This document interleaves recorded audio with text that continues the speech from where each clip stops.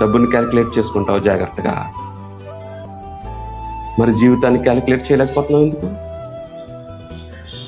ఆత్మలో నశించుకుపోతుంటే క్యాలిక్యులేట్ చేయలేకపోతున్నావు ఎందుకు? ఇది పాపమని హెచ్చరించలేకపోతున్నావు ఎందుకు? There is a gap.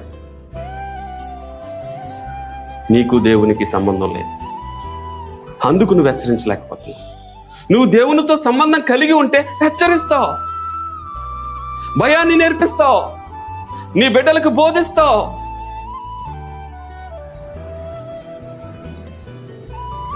దేనికి భయం లేదు? నీకున్న అవలక్షణాలను విడిచిపెట్టలేకపోతున్నావు కదా, అందుకు నీకు భయం లేదు. నువ్వు ప్రేమిస్తున్నావు ఈ లోకాన్ని స్వాగతిస్తున్నావు, ఇంకా కావాలి ఇంకా కావాలనుకుంటున్నావు నువ్వు, అందుకు నువ్వు దేవుణ్ణి ప్రేమించలేకపోతున్నావు. సువర్ణమును విడిచిపెట్టి మట్టిని పిసుకోవాలని ఆశపడుతున్నాడు ఈరోజు మనిషి. చూడండి, ఈ వాక్యములో కాల్చబడాలన్న మనసు మనిషికి లేదు.